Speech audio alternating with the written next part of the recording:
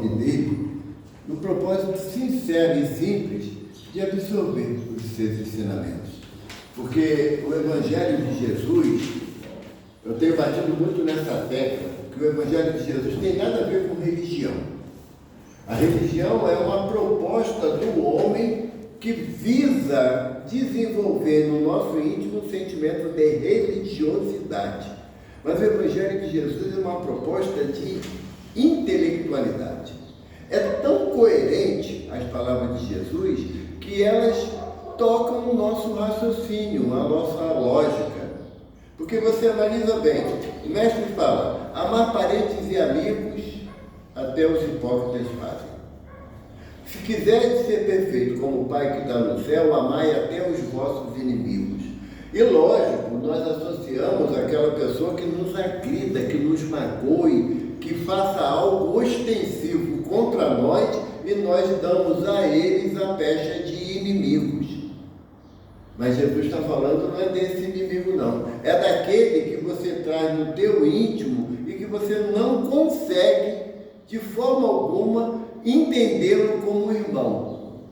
Você sabe que a doutrina nos orienta, o Evangelho fala, como Jesus diz assim para a gente, que André pergunta, mestre, ensina-nos a orar. Jesus inicia a oração de uma forma que é única na humanidade. Pai nosso que estás no céu. Quando Jesus se refere a Deus como Pai, e ele em aramaico é Abba, quer dizer papaizinho. Olha a proximidade que Jesus nos dá junto a Deus. Não é um Senhor todo onipotente, poderoso, Criador do céu e da terra. Não, é um papaizinho.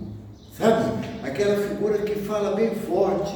Quem de nós que quando fala no Pai, a gente nos remete à nossa infância, naquela figura paterna que a gente tem, ou gostaria de ter tido, que às vezes não tivemos a oportunidade de conhecer, mas é um sentimento de maior proximidade. Então, quando Jesus nos ensina o Pai Nosso, ele está falando o quê? Aquele a quem você elega como teu inimigo é teu irmão. E na hora que o Pai chamar você à conta, aí traz a simbologia de Adão e Eva, não é? Adão e Eva nasceram deles Caim e Abel, não é? Na oferenda, na oferta que foram fazer ao Senhor, Caim, que plantava, era agricultor, ofereceu os frutos da terra. Abel pegou o seu cordeiro mais viçoso, mais bonito, e ofereceu em holocausto a Deus. Diz a simbologia da Bíblia que Deus se agradou da oferta de Abel.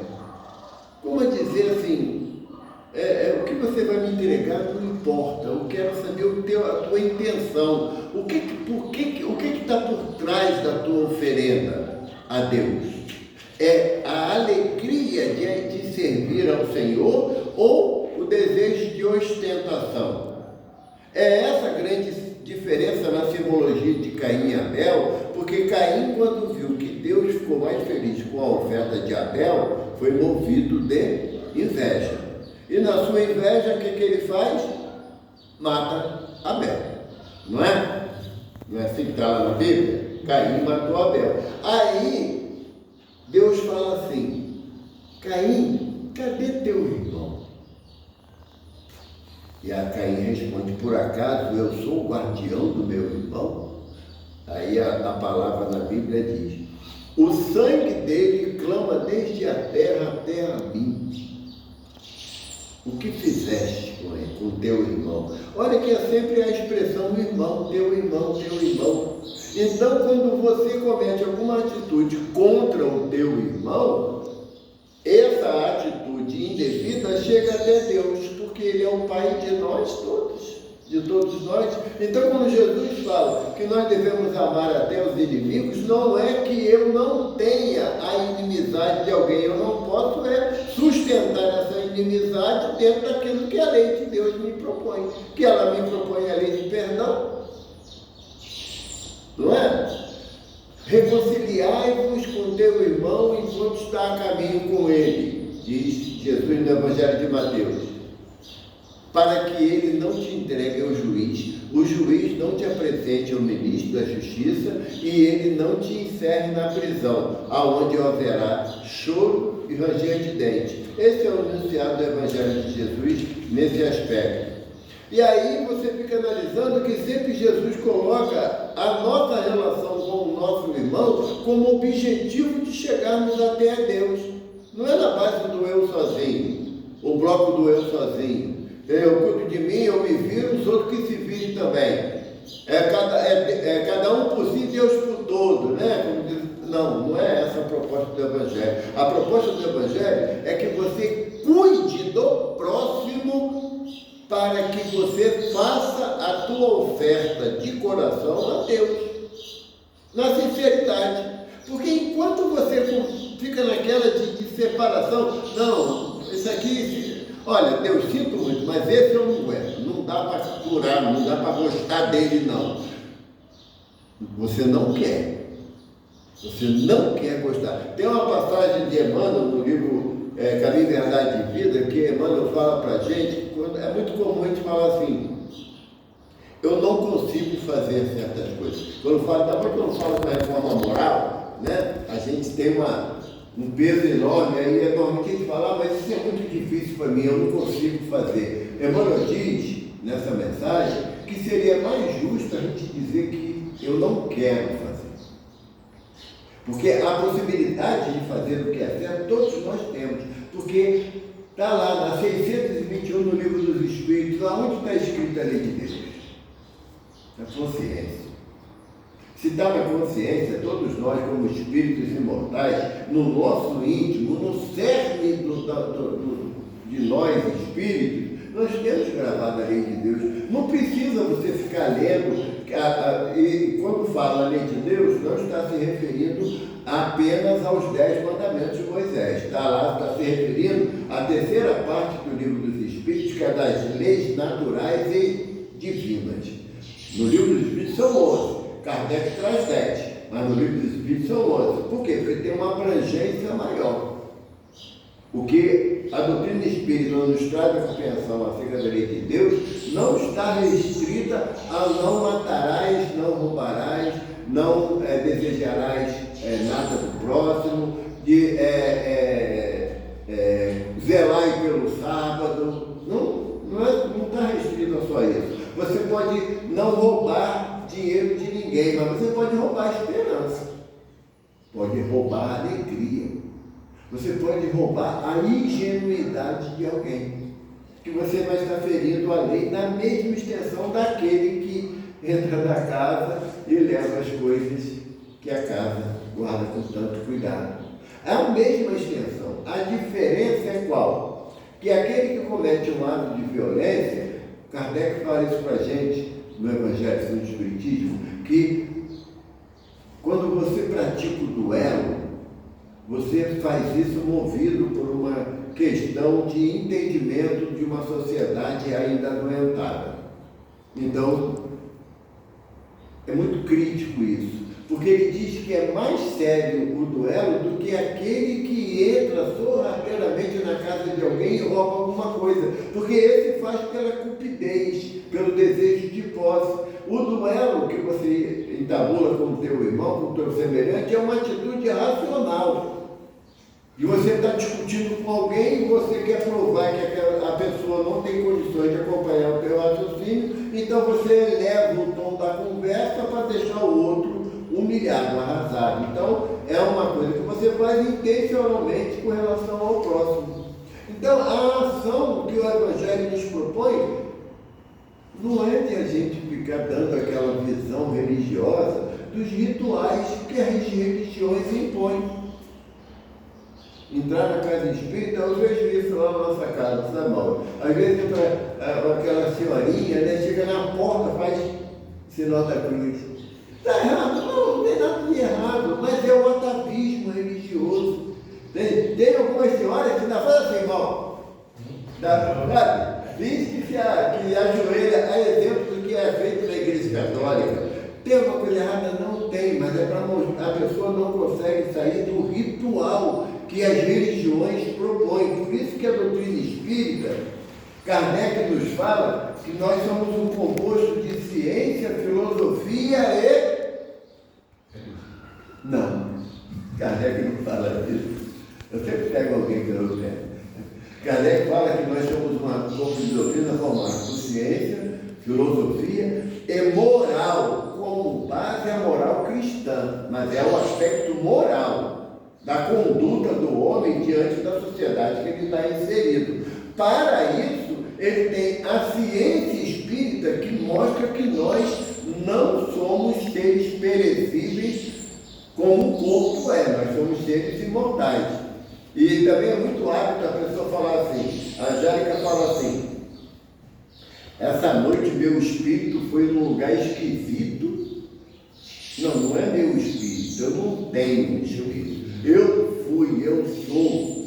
É uma questão de linguagem, mais de terminologia, mas muda muita coisa, sabia? Muda muita coisa. Se a gente se habituar a pensar como espírito e não como corpo. Quer ver um outro exemplo? Poxa, eu vou falar até o termo correto, né, que a gente usa. Desencarnou um amigo meu.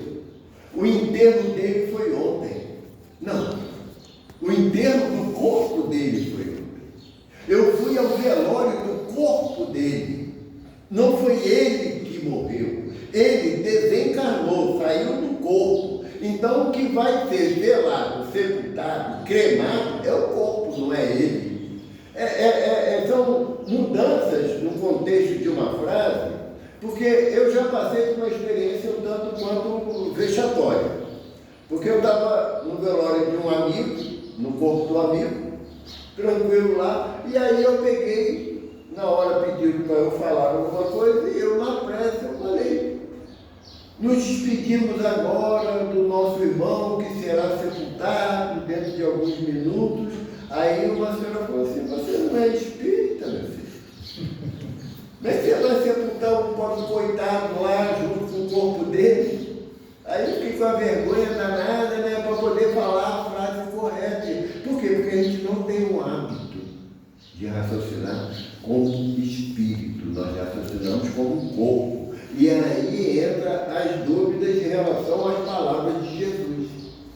Porque o tema de hoje é o sacrifício mais agradável a Deus. Está lá no capítulo 10 do Evangelho, no item 7, tem a citação evangélica que Jesus fala para os discípulos, que no momento Jesus estava no templo de Jerusalém, ele era dividido em 3 aspectos, tá bom? A primeira parte do templo era o pátio dos gentios. Lá podia entrar qualquer pessoa, em qualquer momento do dia. Era tão aberto ao público, o pátio dos gentios, que até as mulheres podiam entrar. Só lá. Porque depois veio o pátio dos homens.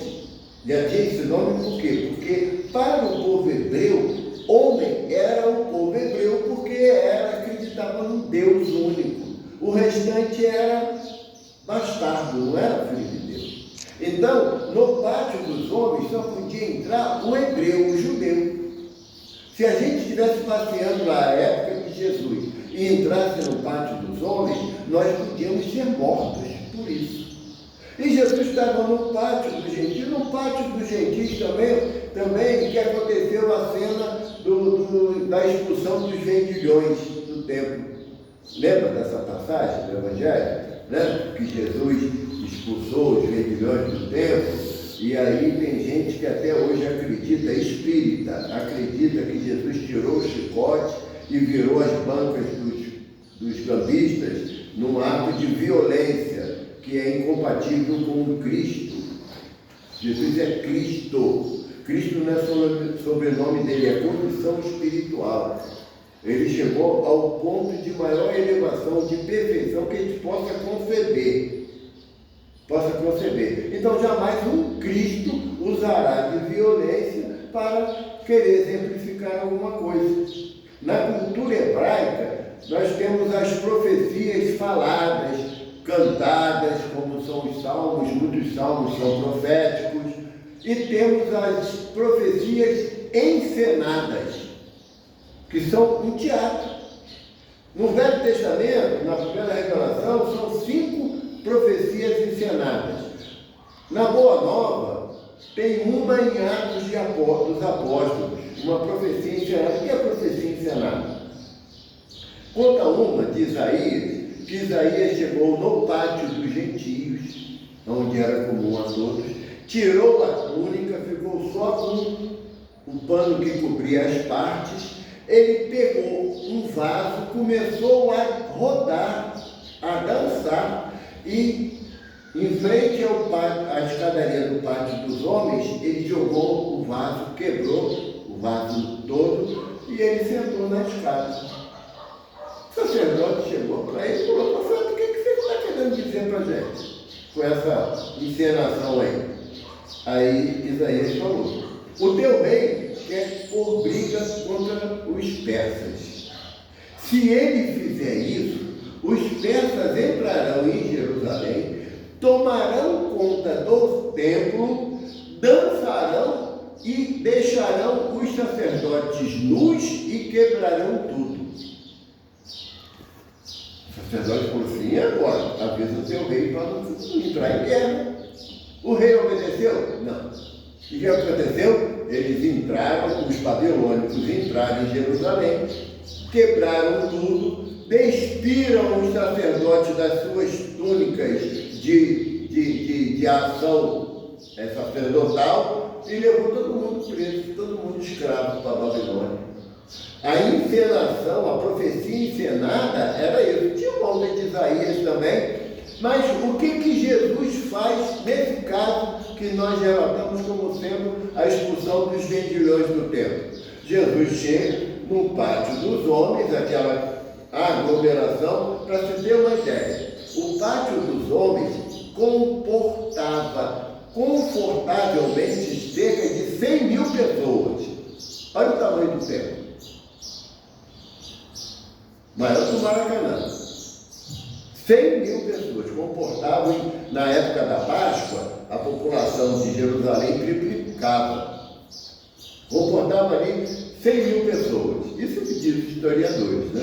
Lembra que eu estava lá? Não, né? Não lembra não. Mas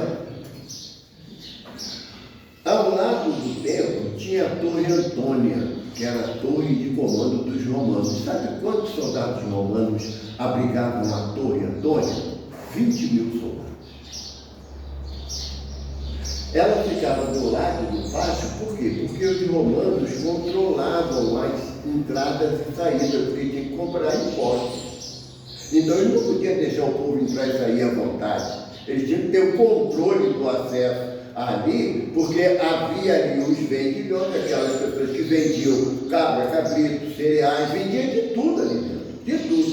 Então eles tinham que ter o controle. Agora, se Jesus toca ali maior confusão, chicoteando e quebrando bancada, será que os romanos não iam ver nada disso? Será que eles iam deixar essa bagunça acontecer? Porque ia ser um auê danado. Então, o que diz a história? Que Jesus, pegando de um sisal, sabe aquela corda de sisal? Que é uma planta, né? O sisal é uma planta. Pegando uma corda de sisal, ele começou a dançar e simbolicamente chicoteando alguém. E chegou em frente à banca dos cambistas. O que era a banca dos cambistas? Você, Angélica, quando ia lá, você saía daqui do Brasil com R$1. Quando chegava lá, tinha que trocar o dinheiro, o real, para o dinheiro do templo, para você poder comprar as coisas que você queria fazer a sua oferenda.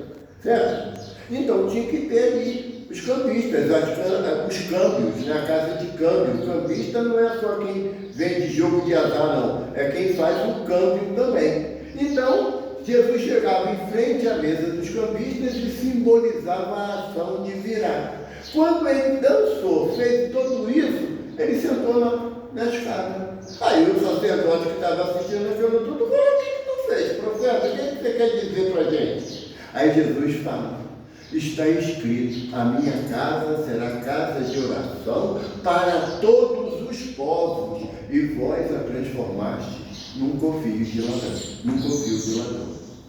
Entendeu? qual foi a situação de Jesus nos vendilhões do templo, não foi uma ação de ele querer, de ele espancar os vendilhões e derrubar a mesa dos campistas, que ia ser um rebu danado naquele momento. Os soldados romanos, os soldados do templo, iriam intervir, inevitavelmente, diante daquela confusão toda. Foi a simbologia da ação. Jesus estava no templo, já no pátio dos homens, com os discípulos, e aí Jesus traz aquilo que Mateus anota para a gente no capítulo 5, versículo 23 e 24. Ele diz: se, portanto, quando fordes depor vossa oferenda no altar, vos lembraste de que o vosso irmão tem qualquer coisa contra vós, deixai a vossa dádiva junto ao altar e ide antes reconciliar-vos com o vosso irmão, depois então volta a oferecê-lo. Eu fiquei imaginando Jesus falando isso dentro da casa espírita, porque hoje a evolução do tempo já mostrou, a maioria das igrejas cristãs não tem mais a ação da oferta, da oferenda, de algo material de você levar para o altar em agradecimento a Deus por alguma dádiva, uma bênção ou um pedido. Não tem mais essa cultura, porque após a vinda de Jesus, o maior oferenda que nós colocamos para Deus foi Jesus de Nazaré, no alto da cruz. Jesus no alto da cruz. Foi a maior oferenda que a humanidade deu a Deus, ou seja, não compreendeu a mensagem de Jesus e ainda o levou ao holocausto, na cruz. A partir disso, parou com as oferendas materiais, de animais ou de coisas, porque a época da vinda do Mestre, no templo de Jerusalém, tinha as ofertas dos animais. Os animais, eles não era o corpo do animal que era queimado em oferenda a Deus, não, era o sangue. O sacerdote degolava o animal, tirava o sangue, e o sangue que era levado à pira do sacrifício, que era alimentada de carvão. Então, a fumaça que saía dali, no entendimento do povo hebreu, era a essência do animal que representava o meu castigo. Era a coisa mais fácil do mundo. Você errava pra caramba, pisava na bola direto, depois pegava lá um cordeirinho, uma ave, degolava ele, e ele que supria o teu erro na oferenda que você fazia a Deus. Aí daí nasce a palavra sacrifício, o sacro ofício, o ofício sagrado, o sacerdote que fazia o sagrado ofício de degolar o animal, e o sangue que saísse do animal seria levado à pira de ofertório.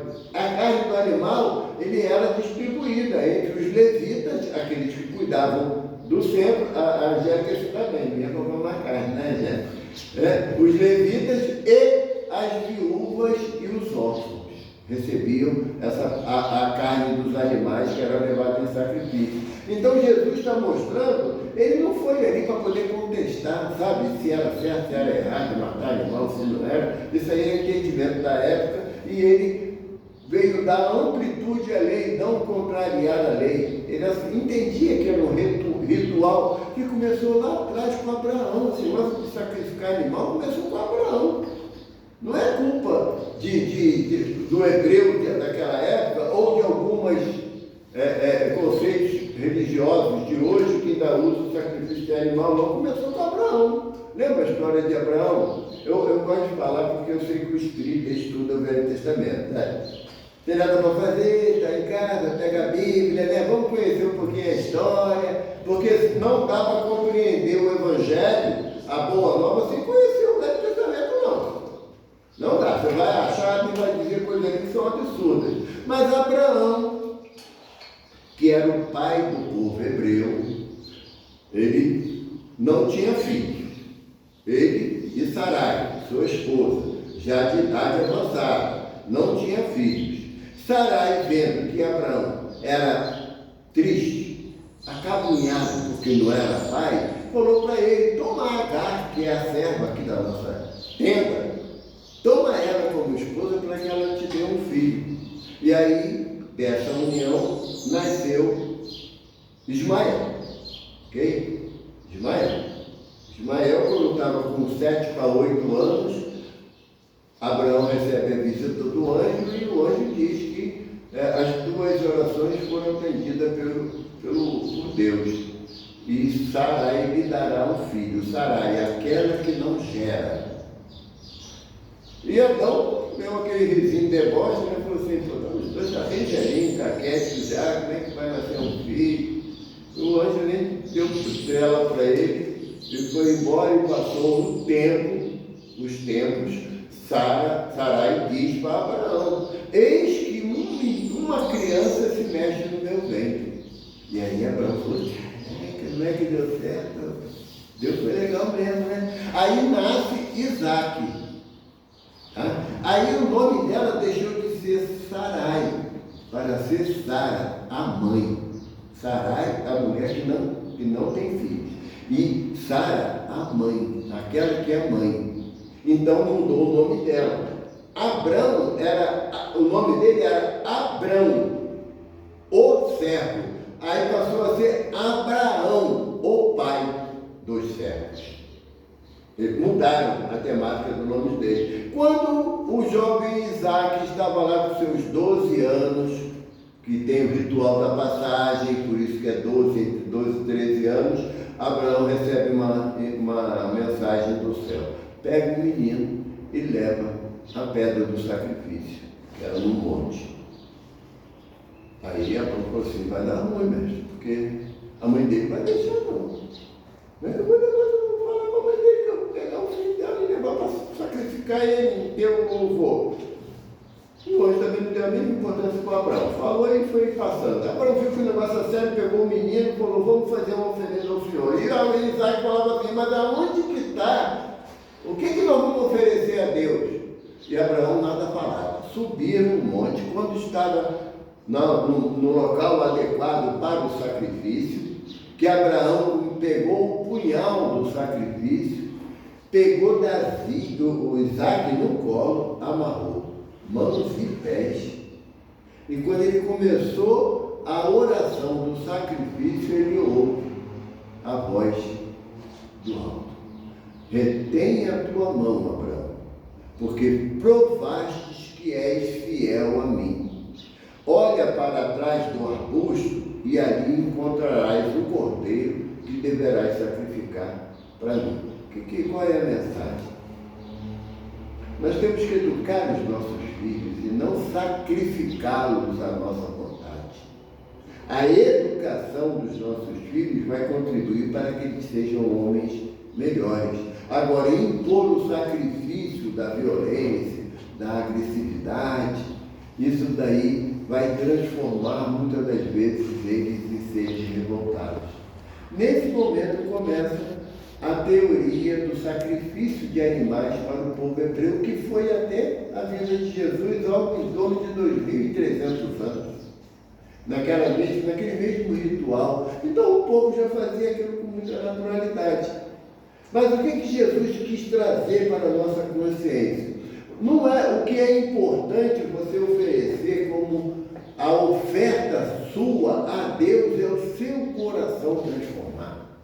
Porque aqui no texto, Jesus fala assim: se teu irmão tem alguma coisa contra você, não é você contra ele, é ele contra você. Se você alguma coisa falou para o teu irmão, ou deixou de falar ou de fazer, que você colocou no coração dele a mágoa contra você, a tristeza contra você. É você ir lá, porque a gente sabe, a doutrina espírita nos propõe, agora de lembrar, questão 886 do Livro dos Espíritos, como Jesus entende a caridade: benevolência para com todos, indulgência para o erro do semelhante e perdão incondicional. Tá? É o chamado BIP, Se você tiver num grupo espírita e falar em BIP, a maioria vai saber o que significa. Benevolência, indulgência e perdão. Show! O ato de você perdoar alguém, dependendo do teu estado da alma, você vai fazer isso com orgulho. Mauro, olha só, o que tu fez comigo não se faz com ninguém não, mas eu sou bom, eu vou te perdoar. Porque aqui dentro da casa espírita eu aprendi que eu tenho que perdoar o erro do meu semelhante. Então, Mauro, eu te perdoo. Tá bom? Te perdoo. Tu não faz assim, pô, Evaldo, agora tá perdoando o erro. Não, isso é jogo de imagem. Eu quero passar a ideia que eu sou bonzinho. Eu quero passar a ideia, mas na verdade eu sou orgulhoso, porque eu estou perdoando o mal, mas humilhando ele. Não estou perdoando ele para que ele se sinta igual a mim. Eu sou melhor do que você porque eu te perdoei. E Jesus, conhecendo o coração do homem, Jesus inverte essa proposta. Se você perceber que teu irmão tem alguma coisa contra você, um ato de humildade, irmão, me perdoa. Eu me comprometo a não falar mais essas coisas sobre você. Sabe? O pedir perdão é um ato de humildade. O perdoar nem sempre é um ato de fraternidade. Muitas das vezes é um ato de orgulho, que a gente usa para rebaixar o outro, botar o outro em situação difícil. E tem mais um outro. Quer ver uma pergunta que eu faço? Às vezes as pessoas respondem, né? Alguém aqui já passou por uma situação de ingratidão? Já passou? Ingratidão? Sabe por que a gente passa pela ingratidão? A gente é orgulhoso. Porque a proposta do Evangelho é dar com a esquerda, fica direito, saiba. Se eu espero a recompensa pelo bem que eu fiz, eu não recebo, eu me sinto o quê? Amargurado, está vendo? Te ajudei e você me dá isso como paga. Não, eu estou querendo receber, ter recompensa pelo bem que eu fiz, contrariando o que o Evangelho me propõe. Então só tenho sentimento de... gente, eu estou falando para vocês, é de mim, tá? É de mim, eu estou dando um exemplo negativo de mim, porque todas as vezes que eu penso na ingratidão, opa, ajeita teu pé, porque se você fez esperando a recompensa, era melhor não ter feito. Era melhor não ter feito. Porque você ajuda o outro e tem que ser na proposta do Evangelho. Não tem jeito, sabe, gente? Ele dá com a esquerda, a gente dá até logo com a esquerda e a direita está aqui aparecendo para ver o que a esquerda está fazendo. Não é essa a proposta. É dar gratuitamente aquilo que gratuitamente recebeste.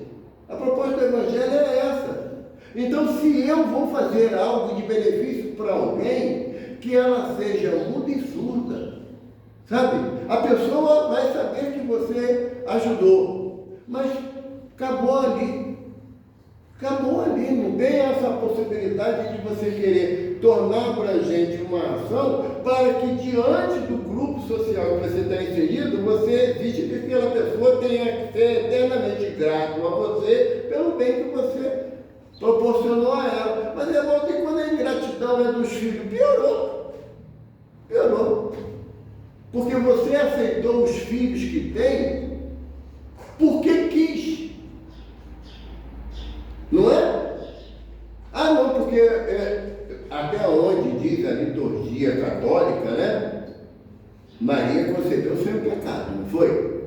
Então todo o restante da humanidade para ter filho tem que ter relação sexual, não tem que ter? Então, se você quis ter relação sexual com o parceiro ou a parceira que você escolheu, você entra na possibilidade de ser pai e ser mãe. Então, você não pode exigir do filho a gratidão eterna por esse ato.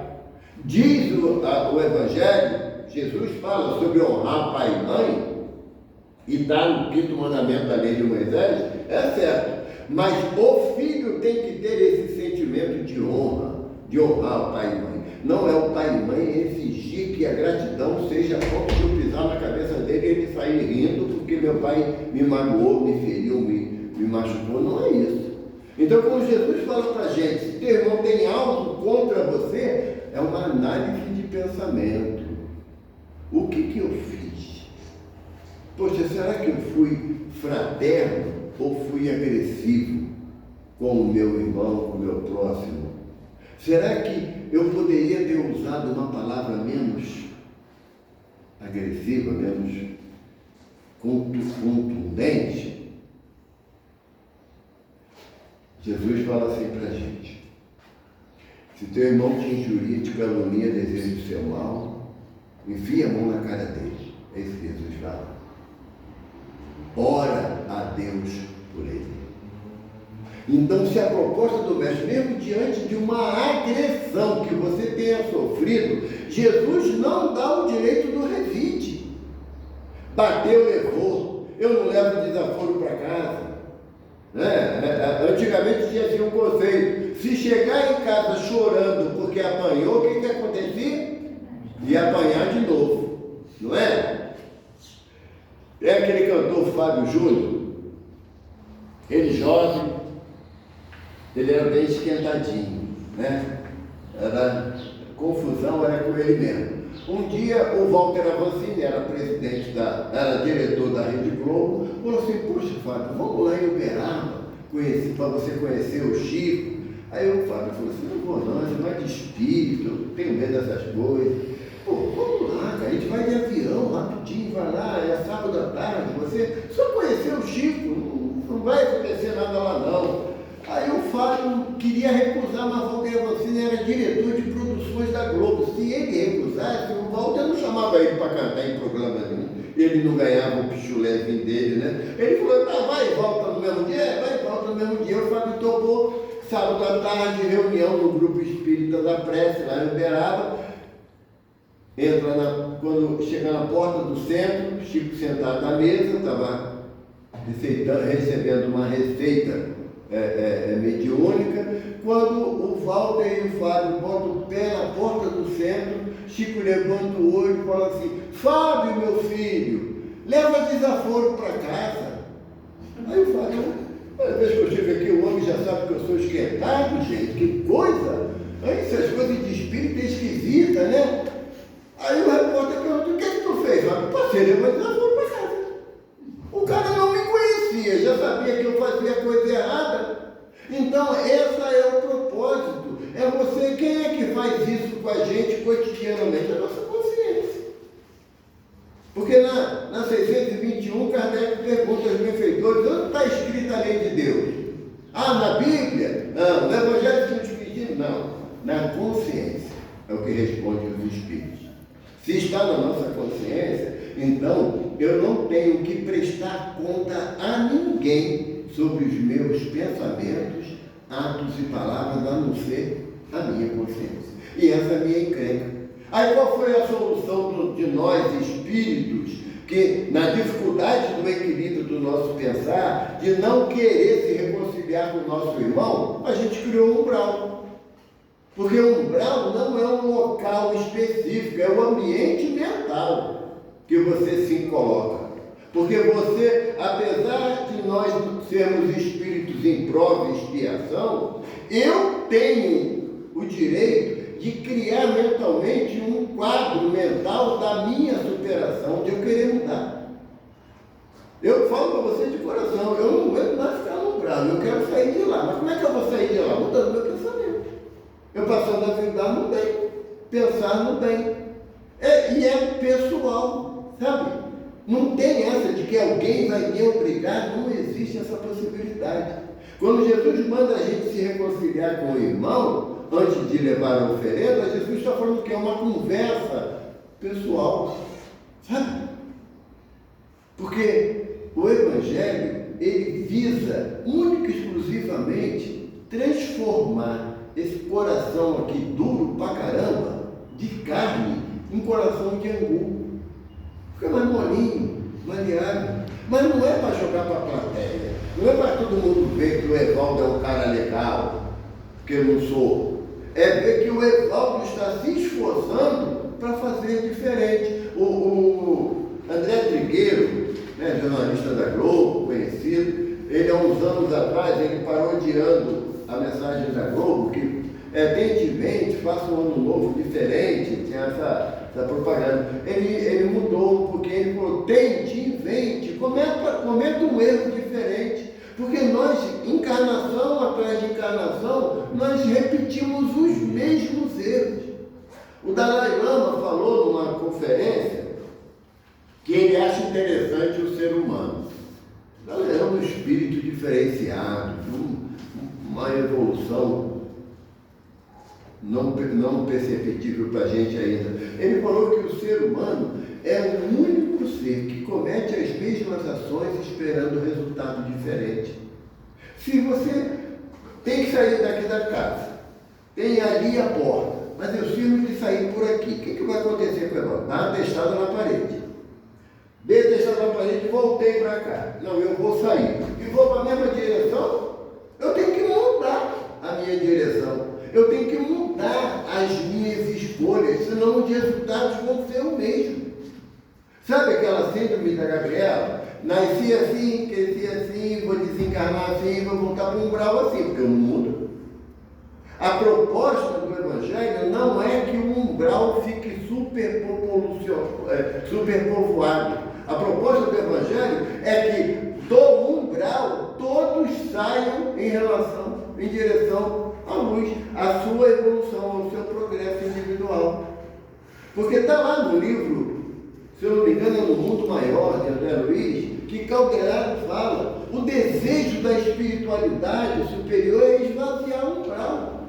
E pelo que nós estamos vendo da sociedade humana, eles estão fazendo isso. Porque nós estamos tendo contato hoje com uma gama maior de violência, de incoerência, de busca acentuada pelos desejos materiais, que para nós que não caminhamos na mesma direção, para a gente choca. Mas também isso daí está lá no Livro dos Espíritos, quando Kardec questiona os benfeitores, por que nós temos a percepção de que o mal se sobressai? Os benfeitores respondem, é necessário que o mal recrudesça para que o homem sinta a falta do bem. Hoje, se você chegar, alguns anos atrás, se você colocasse meia dúzia de cerveja na mesa, eu ia esvaziar, tranquilamente. Hoje, eu posso comprar uma dúzia de cerveja e elas vão dar teia de aranha, porque eu não tenho nem vontade nem tempo para beber. Quem mudou foi a cerveja ou fui eu? Entendeu qual é a proposta? Não é esperar que a mudança seja externa, que o vizinho tem que parar de escutar funk, não você que tem que parar de falar palavrão. Você tem que parar de ser ignorante dentro de casa. Porque dentro da sua casa, a sua ação é pertinente. O vizinho é o vizinho. É ele que escolhe o caminho dele. Então, enquanto eu não entender isso, vai ficar complicado para mim eu compreender também aonde eu magoei o meu irmão. E eu vou continuar achando, e eu falo isso de coração aberto para vocês, tá? Eu vou continuar vindo na casa espírita, assistindo palestra, tomando passe, bebendo água fluidificada e minha vida não muda. E não vai mudar. Agora, quando eu entrar num processo do refazimento do eu interior, eu modificar a minha atitude, os meus conceitos, aí eu vou chegar aqui e falar, poxa, a casa está tão bonita. Não foi a casa que mudou, fui eu que mudei. Aí eu vou analisar e vou falar assim, poxa, eu não precisava ter falado isso para o meu amigo. Aí eu vou lá e desculpa, cara. O pedido de perdão, ele está intrínseco na responsabilidade de não repetir o ato. Porque Emmanuel fala para a gente no Pão Nosso que errar, pedir perdão é a atitude do preguiçoso, aquele que não quer mudar a conduta.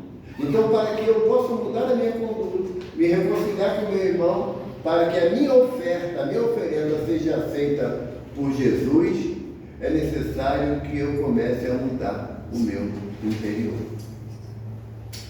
Graças a Deus.